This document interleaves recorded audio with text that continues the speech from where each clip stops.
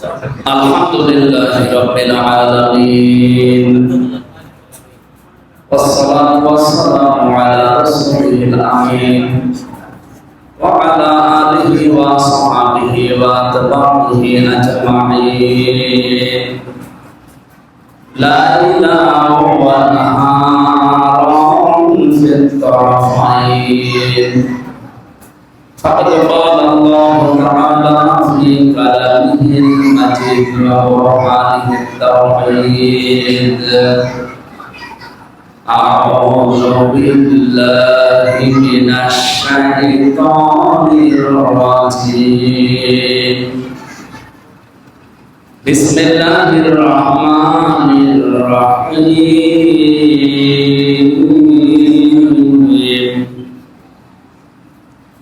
قد خسر الذين كذبوا بلقاء الله حتى إذا جاءتهم الساعة حتى إذا جاءتهم الساعة قالوا يا حسرتنا على ما فرطنا فيها وهم يحملون أوزارهم على ظهورهم ألا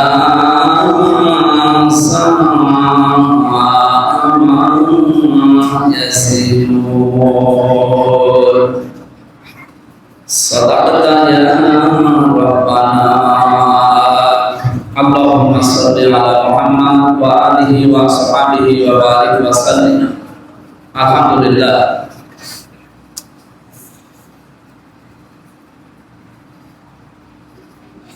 পবিত্র জুমার দিন আযানের সাথে সাথে আল্লাহর মসজিদে আমরা নামাজের উদ্দেশ্যে আসতে পেরেছি। এর সুযোগ আল্লাহ করে দিলেন আমাদের। খুশি হচ্ছি, আর শুকরিয়া আদায় করছি। আলহামদুলিল্লাহ। নবীজি বলেন, পরপর তিনটা জুমার নামাজ যদি কেউ ইচ্ছা করে ত্যাগ করে, ওর নাম মুনাফিকের খাতায় লেখা হয়ে যায়। আমরা এখানে যারা আছি অন্তত 3 সপ্তাহ 3 জুমার নামাজ একাধারে আমাদের হয়তো নষ্ট হয়। যাদের নষ্ট হচ্ছে তারা সতর্ক থাকবে। মুনাফিক এই শব্দটা শুনলে নিজেদের কাছে যেমন লাগছে, আল্লাহর কাছে আরো খারাপ। ইন্নাল মুনাফিকিনা ফি দারকিল আসফালি মিনান নার ওয়া লা তাজিদ লাহুম নাসীরা। অবশ্যই মুনাফিকরা জাহান্নামে যাবে, কিন্তু ওরা একেবারে নিচে থাকবে আর তাদের সাহায্যের জন্য কেউ আসবে। আমরা এই আয়াত থেকে যেটা জানলাম, আসফালা শব্দের ব্যাখ্যা পড়েছি, এর চাইতে নিচে আর কেউ থাকবে না। কোরআনে কারিমে সূরা নিসার ভেতরে আছে, ইন্নাল্লাহা জামিউল মুনাফিকিনা ওয়াল কাফিরিনা ফি জাহান্নামা জামিআ। অবশ্যই জাহান্নামে একত্রিত করা হবে মুনাফিক এবং কাফেরদের।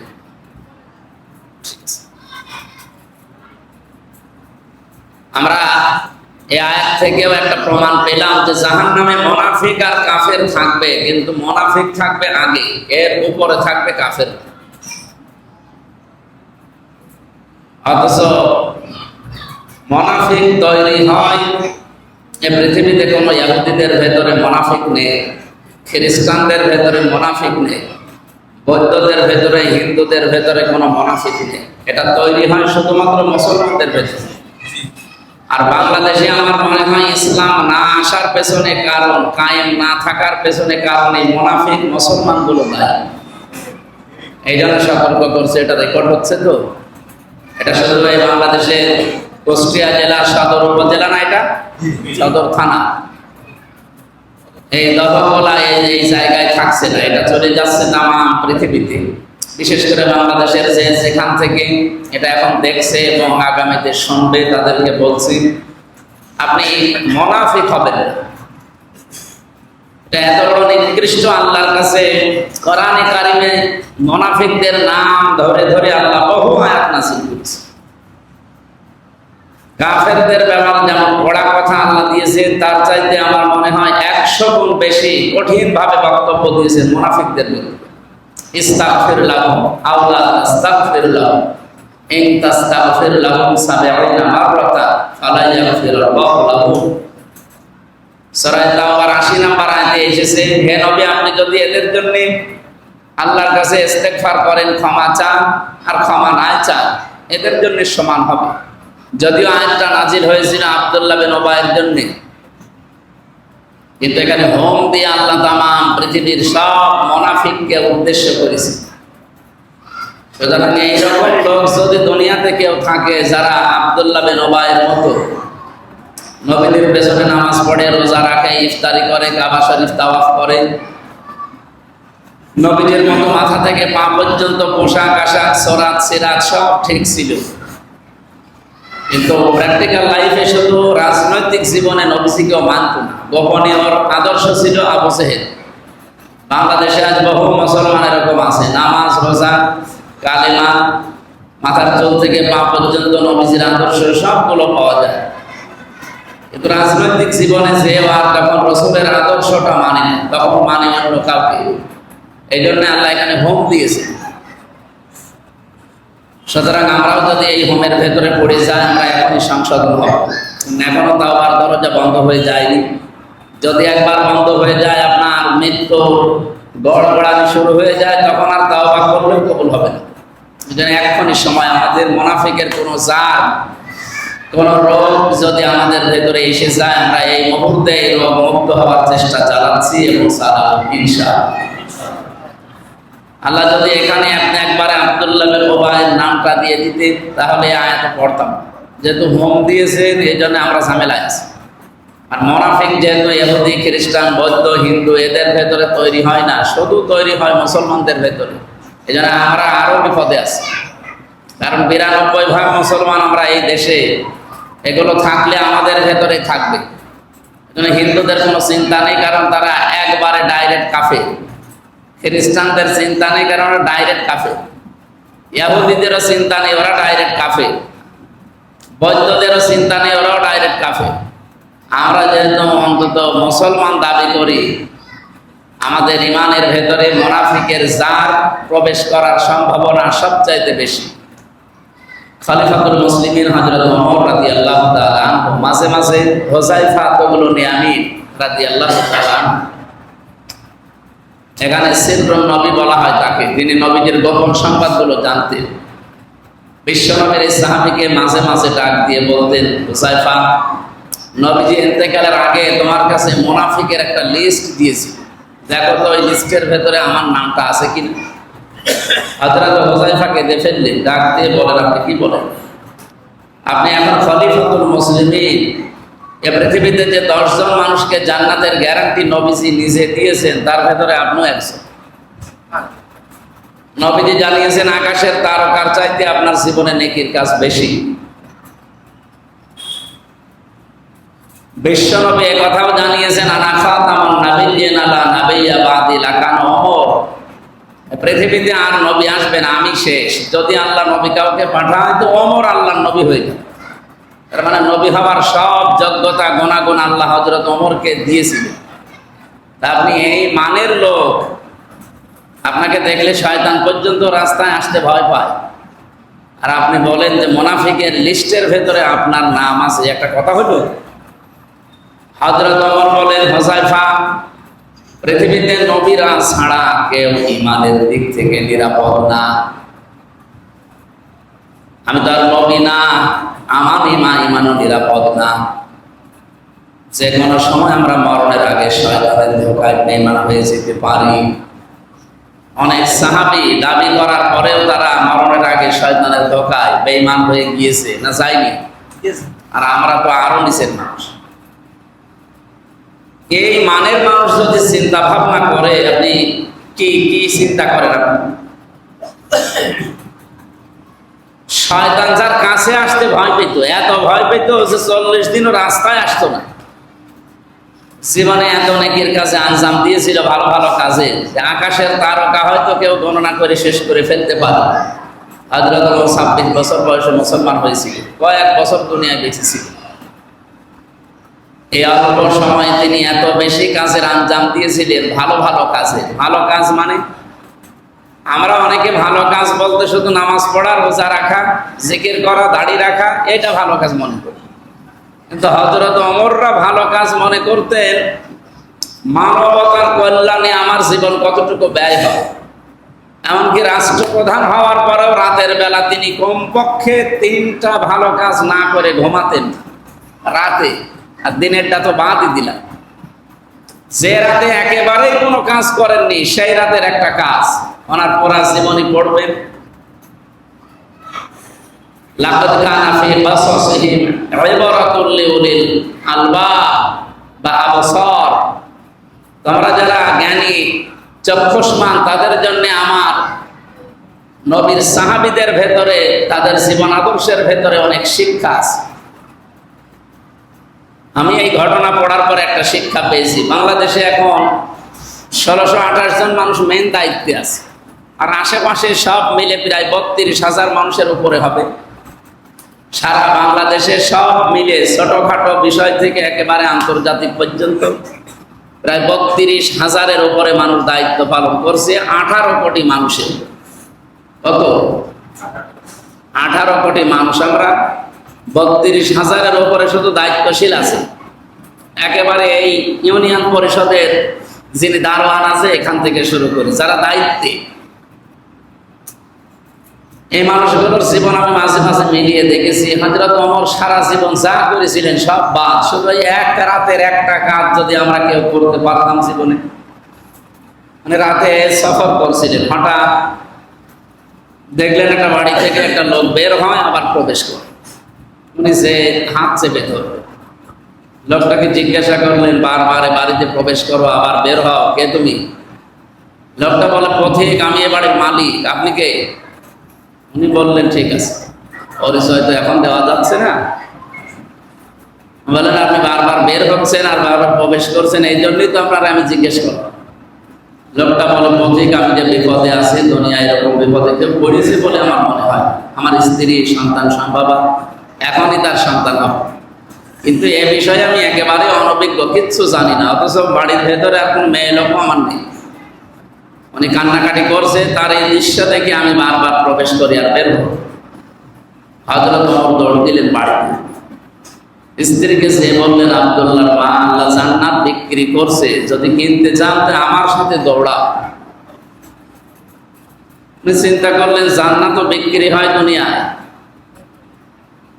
স্ত্রী যদি সত্যি জান্নাত নিতে চাও তো কিছু তেল না, কিছু কাপড় চোপড় নাও, খাবার দাবার নাও, জান্নাত কিনতে এগুলো লাগবে কেন? হ্যাঁ দরকার আছে, নাও, বোঝা যাবে শেষে। নিয়ে গেলেন সাথে বাড়ির ভেতরে, নিজের স্ত্রীকে প্রবেশ করিয়ে ওই লোকটাকে নিয়ে বাইরে দাঁড়িয়ে আছে। ভেতর থেকে আওয়াজ এলো, খলিফাতুল মুসলিমিন, আপনার বন্ধুকে সুসংবাদ দেন, তার একটা পৌত্র সন্তান হয়েছে, ছেলেটাও ভালো আছে, মাও ভালো আছে। হযরত ওমর বলেন আলহামদুলিল্লাহ। যে লোকটার সন্তান সে বলছে ইন্না লিল্লাহ। উনি বললেন আপনার ছেলে আপনারই পড়া দরকার আলহামদুলিল্লাহ, আর আপনি ইন্না লিল্লাহ পড়েন কেন? লোকটা হাত চেপে ধরে বলে খলিফা, আমি টের পাইনি যে আপনি আসলে খলিফা, রাতের বেলা তো বুঝতে পারি না, দয়া করে আমাদের মাফ করে দেন। হযরত ওমর ওই দিন বলেছিলেন আপনি যে বিপদে আছেন, বিপদে তো আপনার দেখা দেখি আমি এসেছি, আপনার এই বিপদে দেখার আগে আমি এসে খোঁজ নিতে পারি নাই, এই জন্য আমার আসামি করবেন না। লোকটা বাড়ি থেকে বের হয়ে কিছু টাকা বা দিরহাম হযরত ওমরের হাতে দিয়ে বললেন রাতের বেলা আপনি যে মেয়ে লোকটা নিয়ে এসেছিলেন, এই নার্সকে, এই সেবিকাকে বা এই ধাত্রীকে আপনি দিয়ে দেবেন। হযরত ওমর বললেন টাকা দেওয়া লাগবে। রাতের বেলা আপনার স্ত্রীর খেদমত করার জন্য যে মেয়ে লোকটা নিয়ে এসেছি, ওটা পেশাদার নার্স না, ওটা সেবিকা না, ওটা কোনো ধাত্রীও না, ওটা আমার নিজের স্ত্রী। ও টাকা নেবে না, আপনার টাকা আপনি রেখে দেন। বাংলাদেশে কোনো মেম্বার, চেয়ারম্যান, উপজেলা চেয়ারম্যান, মেয়র, এমপি, মন্ত্রী তো বাদই দিন, এরকম পর্যায়েও কেউ এই চরিত্র আজও দেখাতে পেরেছে? এই মানের মানুষ ছিলেন হযরত ওমর। তিনি ভালো কাজ বলতে এইটা বুঝতেন যে নিজের স্ত্রী প্রেসিডেন্ট, তিনি নিজের স্ত্রীকে দিয়ে একটা গরিব মানুষের স্ত্রীর ধাত্রীর কাজ পর্যন্ত করিয়েছেন, সেবিকা, নার্সে। এই ভালো কাজের কারণে আল্লাহ তার মর্যাদা এত বাড়িয়েছেন, আকাশের তারকা হয়তো আপনি গণনা করে একদিন শেষ করে ফেলবেন, কিন্তু ওনার এই সমস্ত কাজের জন্য আল্লাহ যত নেকি দিয়েছেন, কিয়ামত পর্যন্ত ওনার নেকি গণে কেউ শেষ করতে পারবে না। ভালো কাজ কোনটা আমি হালকা টাচ দিলাম, বোঝা গেছে? শুধুমাত্র নামাজ পড়া, রোজা রাখা, টুপি মাথায় দেওয়া কি ভালো কাজ? ওনাদের দৃষ্টিতে, সাহাবা একরাম যারা জান্নাতের গ্যারান্টি পেয়েছে, তাদের দৃষ্টিতে ভালো কাজ ছিল এইগুলো। আজ বাংলাদেশে সবাই যদি আমরা ভালো কাজকে এইভাবে গ্রহণ করতে পারতাম, এই দেশে কেউ না খেয়ে থাকার মতো, কেউ অভাবে থাকার মতো। আমরা ভালো কাজই বুঝি না। সম্মানিত মুসল্লি কিরাম, এই মানের মানুষ যদি চিন্তা করে যে আমার নাম আবার মুনাফিকের লিস্টে আছে নাকি, আমাদের কি চিন্তা ভাবনা করার কোনো দরকার নেই। এই জন্য যেহেতু আয়াতের মাঝে হোম শব্দটা আছে, আমরা এখন চিন্তায় আছি। যারা আমরা কোরআন পড়ি, বুঝি, সত্যি আমরা এখন চিন্তিত যে আল্লাহ, ওনার মতো মানুষ যদি চিন্তা করতে পারে যে আমি মুনাফিক হয়ে যাব এক আর দু। আর মুনাফিক মারা গেলে জাহান্নামের উপরে থাকবে না নিচে থাকবে? একেবারে নিচে। আবু জেহেল কাফের ছিল না মুনাফিক ছিল? বলেন বলেন। ফেরাউন কাফের ছিল না মুনাফিক ছিল? কাফের। আবু জেহেল, ফেরাউন জাহান্নামে যেখানে থাকবে তার চাইতেও নিচে থাকবে মুনাফিক। আর এটা তৈরি হয় শুধুমাত্র মুসলমানদের ভেতরে। এখন যদি আপনারা জিজ্ঞাসা করে কেউ যে আমি ইহুদি দেখতে চাই, কোথায় গেলে ইহুদি পাওয়া যায়, কেমন দেখতে ওদের? ইহুদিদের দেখতে কি আমাদের মতোই নাকি? আমাদের মতোই, কিন্তু ওদের দাড়ি গোঁফ সমান সমান। আমি দেখেছি বাইরের রাষ্ট্রগুলোতে ইহুদিদের সাথে দেখা হলে ওরা দাড়ি গোঁফ কাটে খুব কম, আর যেগুলো ক্লিন শেভ ওগুলো আলাদা। একটু ধর্মীয় লাইনে ওদের ভেতরে যারা আছে এগুলো কাটতে চাই না, আল্লাহ রাস্তায় সব ছেড়ে দিয়ে দিচ্ছে। এখন আপনাকে ইহুদি দেখাতে হলে ইসরায়েলে পাঠানো লাগবে, ইহুদি খালি পাবেন, শুধু ইহুদি আছে। যদি বলে আমি খ্রিস্টান দেখবো, আপনি আমেরিকায় যাবেন, খ্রিস্টান পাবেন। বৌদ্ধ দেখবো, জাপানে যান, বৌদ্ধ পাবেন শুধু। আর মায়ানমারে যান, বৌদ্ধ পাবেন। আমি হিন্দু দেখবো, পাশের রাষ্ট্রে গেলেই হিন্দু দেখা যাবে, দেখা যাবে না? যদি ওই লোকটা বলে যে সবার নিচে থাকবে মুনাফিক, আমি মুনাফিক দেখবো, দেশে পাঠাবো বাংলাদেশ। কারণ এই দেশে 92% মুসলমান, এখানে মুনাফিকও বেশি। কারণ মুনাফিক ইহুদি, খ্রিস্টান, বৌদ্ধ, হিন্দু, মাদুসি এদের ভেতরে তৈরি হয়নি, হবেও না। নবীজি বলেন এটা শুধুমাত্র তৈরি হবে মুসলমানদের ভেতরে। আর যেহেতু আমরা 92% মুসলমান এই দেশে, সুতরাং এইটা সবচাইতে বেশি বাংলাদেশে। মুনাফিকদের যতগুলো আচরণ আছে তার ভেতরে আমরা 4টা বেশি পেয়েছি। 1 নম্বরে ইদা হাদাসা কাযাবা ওয়া ইদা ওয়াদা আখলাফা ওয়া ইদা তুমিনা খান। আরেকটা আছে, আমি বলছি, মুনাফিক কথা বললেই মিথ্যা কথা বলে। মিথ্যা কথা বলা মানুষ বাংলাদেশে বেশি না অন্য দেশে বেশি? এই দেশে বেশি। 2 নম্বরে তারা যদি কোনো বিষয়ের ওয়াদা করে ঠিক, কিন্তু ঠিক রাখে না, সেইটাও বাংলাদেশে বেশি। 3 নম্বরে তাদের কাছে কোনো কিছু যদি আমানত থাকে, ওইটা সে খেয়ে ফেলে। আমি এই যে মনে হয় কিছুদিন 1.5-2 মাস আগে হবে মালয়েশিয়া ছিলাম। ওখানে যে বিশ্ববিদ্যালয়ে পিএইচডি করার জন্য গিয়েছিলাম, ইসলামিক ইউনিভার্সিটি, এটা আন্তর্জাতিক যেটা, ওইটাই ভেতর দিয়ে ঘুরছিলাম। বিশাল এরিয়া, আমাদের কুষ্টিয়া ভার্সিটির চাইতে কমপক্ষে 20 ডবল হবে, এত বড়। তো ওখানে যে সমস্ত হোস্টেলগুলো আছে মেয়েদের, ছেলেদের, এই হোস্টেলের পাশ দিয়ে যাওয়া আশা করছিলাম, একটা মোবাইল ধরেন পড়ে আছে। ওই দেশে যিনি থাকে আমার বলছে, হুজুর এই রাস্তা দিয়ে যদি শুধু বাংলাদেশের লোক আর ভারতের লোক না যায়, তাহলে মোবাইল কিয়ামত পর্যন্ত এখানে পড়ে থাকবে, কেউ নেবে। কিন্তু বাংলাদেশের আর ভারতের ছেলে মেয়েরা যদি রাস্তা দিয়ে কেউ যায়, ও গায়েব করে ফেলে। এই কথাটা বললে আমার সম্মান কি বাড়লো?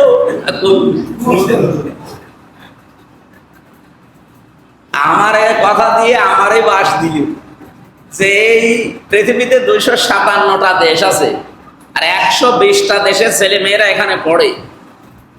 শুধুমাত্র বাংলাদেশের আর ভারতের কিছু ছেলে মেয়েরা যদি এই রাস্তা দিয়ে যায়, তাহলে এ মোবাইল আর থাকবে না।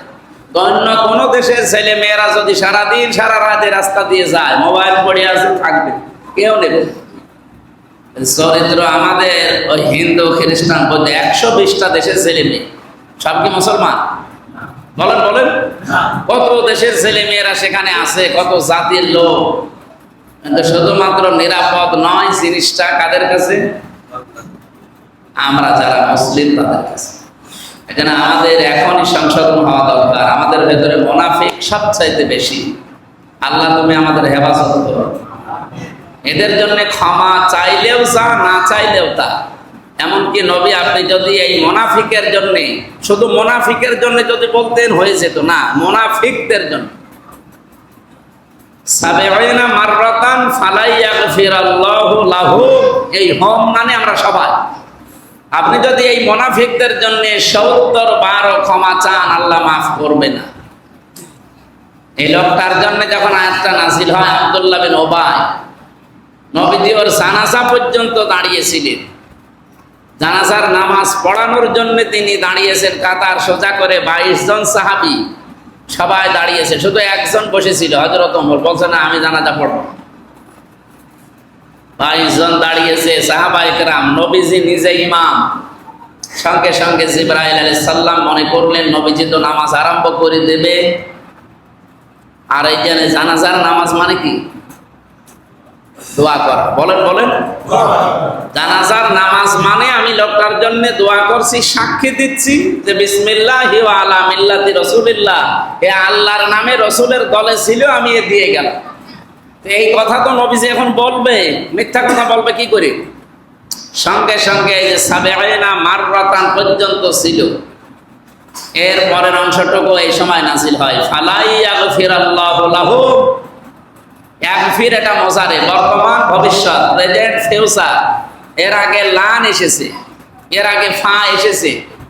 আরবি গ্রামার অনুযায়ী যদি মুজারের আগে বর্তমান ভবিষ্যৎ বাচক কোন শব্দের আগে লান আসে, বাংলা অর্থ দাঁড়ায় কোশ্চিন কালেও হবে না। হ্যাঁ নবী, আপনি এর জন্য 70 বার দোয়া করার কথা আল্লাহ বললেন যে 70 বার করলেও কবুল হবে না। নবীজি মনে মনে ভাবছিলেন, আল্লাহ যেহেতু 70 বার পর্যন্ত দিয়েছে, আমি 71 বার করব, তাহলে তো মাফ হবে। 70 বারের কথা বলেছেন, আমি আর একবার বেশি করলে 71 বার। আপনি তো আর 71 বারের কথা বলেননি। উনি 71 বার করার জন্য প্রস্তুতি নিচ্ছিলেন। সেই সময় বললেন ফালা ইয়াগফিরাল্লাহু লাহু। এই 71 না, কিয়ামত পর্যন্ত এই লোকটার জন্য যদি আপনি নবী হয়েও দোয়া করেন, আপনার দোয়া কবুল হবে না। একে আল্লাহ মাফও করবেন। শুধু একে মাফ করবে না এতটুকু তো বলেন নাই। শেষে যেহেতু হোম আছে, এর মতো চরিত্র যাদের, ও কিন্তু রসুলের পেছনে নামাজ পড়েছে, রোজা রেখেছে, ইফতারি করেছে, কাবা ঘর তাওয়াফ করেছে রসুলের সাথে। ওর মাথার চুল থেকে পা পর্যন্ত সব রসুলের মতো ছিল।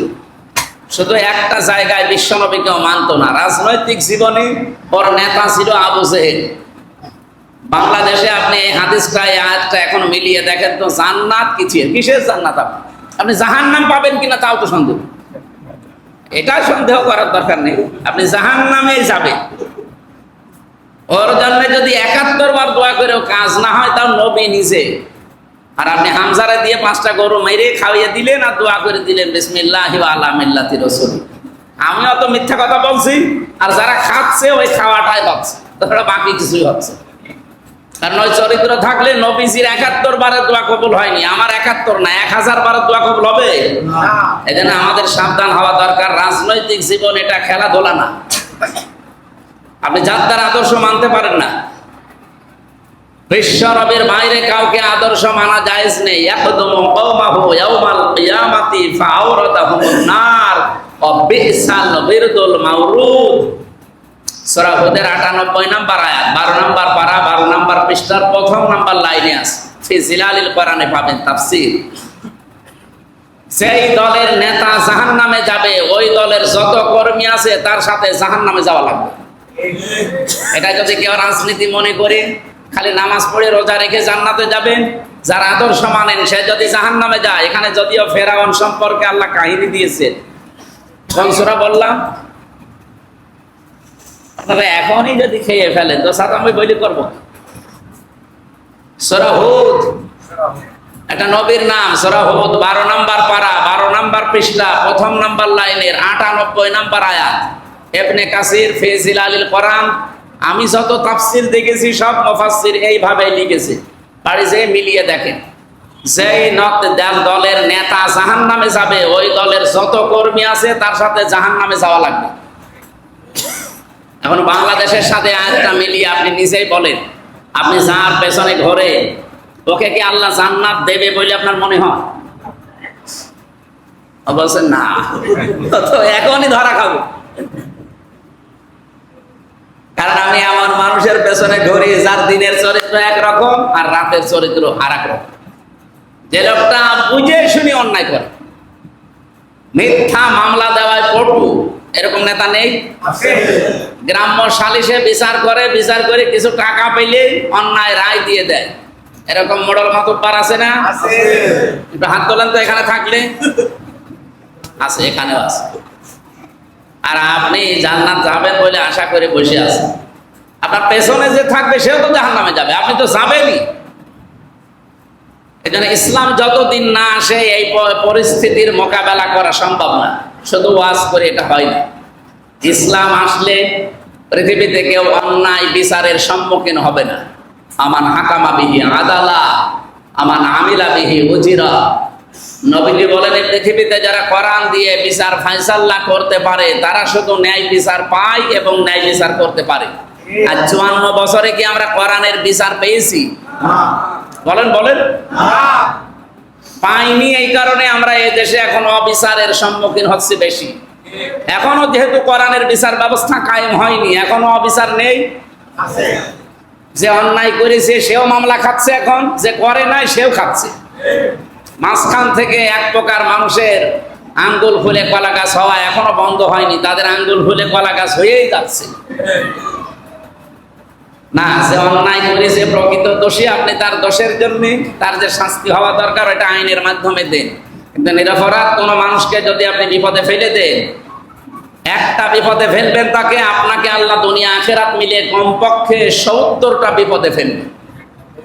এটা হিসাব নিকাশ করে চালান। এই ১৫.৫ বছর অনেকে উল্টাপাল্টা চালিয়েছে, এক একটা অবিচারের কারণে এখন তাদের ৭০টা দুর্ভোগ দুনিয়া আখিরাতে ভোগ করা লাগবে। আপনি যদি শিক্ষা না নিয়ে ওদের মতো চলতে থাকেন, আপনার জীবনেও আল্লাহ যে এরকম কালো পাহাড় নামিয়ে দেবে, তখন কি এটা সরাবে কে? কাউকে পাবেন না। এই জন্য আমার তেলাওয়াত কিন্তু আয়াত যেটা, আমরা যেহেতু মুনাফিকের এই জাম থেকে মুক্ত হওয়ার জন্যে কথা বলার চেষ্টা করছিলাম, আল্লাহ আমাদেরকে যেন মুনাফিকের কোন ধরনের জাত থাকলে ভেতর থেকে পরিষ্কার করে দেন। ৪ নম্বরে মুনাফিকেরটা আমরা বলতে চাই না অনেকে, এটাও আছে হাদিসে।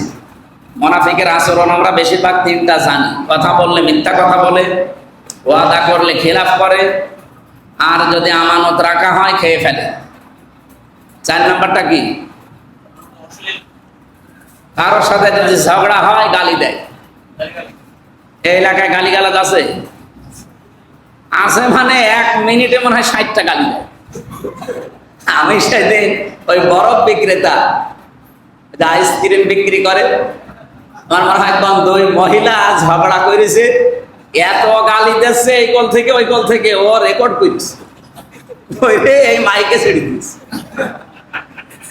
১, ২, ৩ মিনিট একাধারে গালি চলতেই আছে। আমি মনে করি আল্লাহ একে বই থেকে মুখস্থ করিস, আই গালি। আশ্চর্য লাগে, মুরব্বী মানুষ, এরকম দাড়িওয়ালা মানুষ, আমার মতো বয়সের ছেলে আছে, মেয়ে আছে, এরকম ছেলে মেয়ের সামনে তার মাকে বসে বসে গালি দেয়, এরকম মুরব্বী খাটাস নেই? আপনার লজ্জা করে না? ওই ছেলে যদি এখন আপনার 2টা দিয়ে দেয়, আপনি যে তার মাকে গালি দিচ্ছেন, যে কোনো কারণেই হোক, ওই ছেলে আর মেয়ে মিলে যদি আপনাকে এখন 2 থাপ্পড় দেয়, দোষ তো হবে ছেলে, কিন্তু আপনি কাজটা কি করলেন? এই জন্য আমরা কথা বললেই, ঝগড়া হলে যেন গালি গালাজ না করি, এই খুব কঠিন বিষয়। যদিও বলতে আমার কাছেও সহজ মনে হচ্ছে, কিন্তু কন্ট্রোল করা ওই সময় বড় কঠিন। আমি সহ যারা এসেছি আমরা যেন ওই সময় নিজেকে কন্ট্রোল করতে পারি, বলেন আমি। আমার তেলাওয়াতকৃত আয়াত ছিল সূরা আনআম 31 নম্বর আয়াত। আল্লাহ রাব্বুল আলামিন বলেন, ক্বাদ খাসিরাল্লাযীনা কাযযাবু বিলিকাইল্লাহ, অবশ্যই ক্ষতিগ্রস্ত হয়ে গেছে ওই মানুষগুলো যারা আল্লাহর সাথে সাক্ষাৎ করা লাগবে এটা বিশ্বাস করেন। আল্লাহর সাথে সাক্ষাৎ হবে এই বিশ্বাস যদি পুঙ্খানুপুঙ্খানু 100% আমাদের ভেতরে তৈরি হয়, তার দ্বারা সত্যি করে বলেন তো কোনো অন্যায় কাজ করা সম্ভব? আমরা বিশ্বাস করি না, এই জন্য আমরা করতে থাকি। এই জন্য আমাদের এক্ষুনি আল্লাহর সাথে সাক্ষাৎ হবে এই বিশ্বাসটা 100% দৃঢ় করা দরকার। এটা যার ভেতরে যত বেশি পয়দা হবে, তার জীবন তত বেশি পরিচ্ছন্ন হবে। খলিফাতুল মুসলিমিন হযরত ওমরের নাম বারবার আসে, কারণ তিনি এত বেশি দেখিয়েছেন আখিরাতের এই বিষয়টা। তিনি বলেন, আমি ইন্তেকালের প্রায় 12 বছর পর, এটা হাদিস বর্ণনা করেছেন তার সন্তান, যদিও হাদিসের সনদ মতন নিয়ে মতভেদ আছে, কিন্তু আমি শিক্ষার জন্য বলছি। বলেন, আমার বাবা ইন্তেকাল করেছে প্রায় 12 বছর হয়ে গেল। 12টা বছর পরে দেখি একবার একটা নদী থেকে সাদা পোশাক পরে উনি আসতেছে, ভেজা কাপড়, গোসল করে। আমি কথাবার্তারা জিজ্ঞাসা করলাম, বাবা যে আপনি এতদিন কোথায় ছিলেন? হযরত ওমর বলেন, দেখো আমি আজ 12 বছর দুনিয়ার জীবন ছেড়ে দিয়েছি, আমি আল্লাহর কাছে ছিলাম। এই 12 বছর শেষ পর্যন্ত মহান আল্লাহ আমাকে মাফ করে দিয়েছে। জেনারেটর আছে?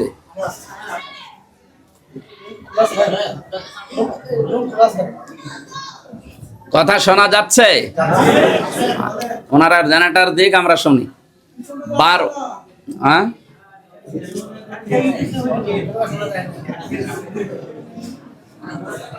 মানুষ কি আজকে একটু বেশি হয়ে গেছে না? একটু তাড়াতাড়ি করেন।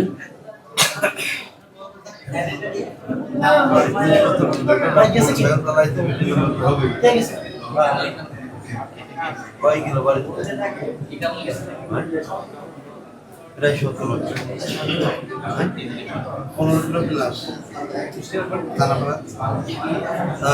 17 কিলো মোটরসাইকেল আছে, লোক বেশি হবে না।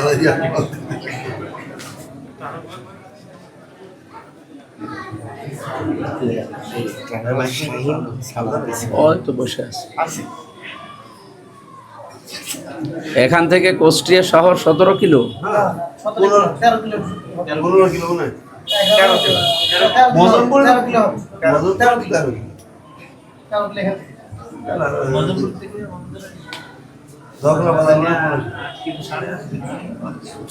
আজকে তো মনে হয় বিকালে আছে হরিপুরে, আসর থেকে মাগরিব। আর রাত্রে রাত 9টায় আছে মনে হয় এখানে কাঞ্চনপুরে, যোতমোড়া, যোতপাড়া, আপনার এলাকায় কাঞ্চনপুর ইউনিয়ন না, কাঞ্চনপুর না ওটা? এখান থেকে কয় কিলো হবে? 7 কিলো।